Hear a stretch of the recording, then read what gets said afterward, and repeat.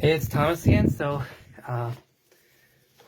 hey, I'm not sure if during this round, so I'm not sure if you can, you can getting a full me or not. We'll certainly find out. But anyway, yeah. So I was just chatting with some people here from the States, from Maine and North Carolina. They're happy to say they're wearing masks. It's not mandatory here in Nova Scotia anymore, but it's still we're still a pretty COVID conscious part of the world. So like even though mandates are lifted, like it may as well not be for a lot of places.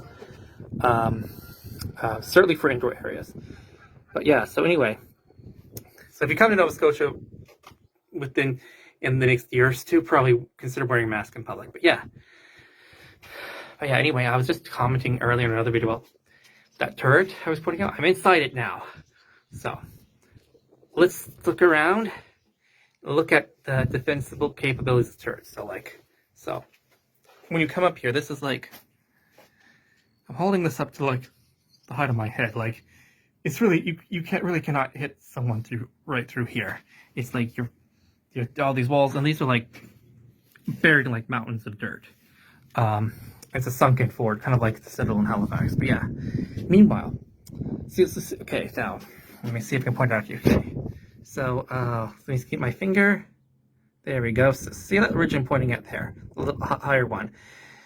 That's a huge mound, and the English would have to do is get over that. Then it would go into that ditch.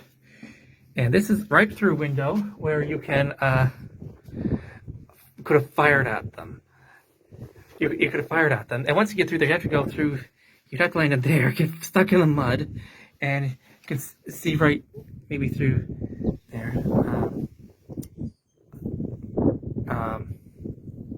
Yeah, I'll let you see through there. But yeah, that opens up to the ocean. You would be yeah, you can get rid of you now. Someone's in there, so yeah, that's locked. They can live in water here. You're gonna stuck in the mud.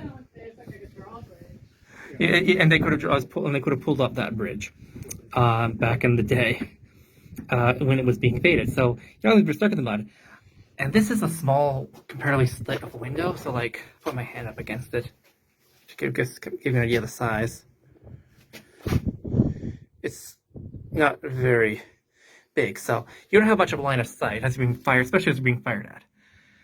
So I'd have comparatively good line of fire for pretty much one or two guys could probably fire at a lot of people here as they're coming around.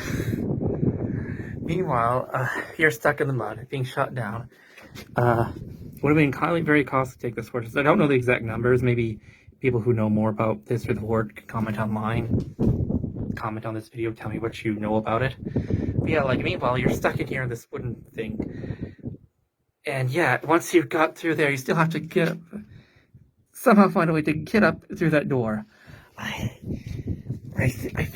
remember one time learning about how they actually took the fort. I think it was they starved them out. Don't quote me on it though. If you know, quote comment sections down below with sources. That'd be great. But yeah, like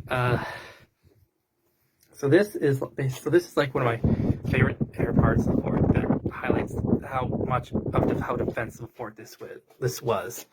Yet it was still taken by the English. It was the last stronghold of the French in what is now Atlantic Canada. So anyway, hope you guys like this comparatively short video, and like maybe I can give you a little more idea of everything else is. Yeah, meanwhile, up here you also have like cannons. You have a bunch of cannons, and like there's a better view of what the looks like from the outside, that turret. And everything else. But yeah. Oh, another thing. Even once you got through even once you got through that door, guess what?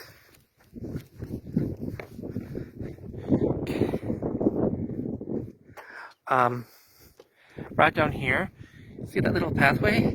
That goes all along this little wall here. That's you have to go into fort. You'll be literally lined up in a row to be shot at. So this was a very well-made defensive fortress. So anyway, this is Nova Scotia Thomas from Fortress Louisburg, Nova Scotia, Canada. Cape Breton Island.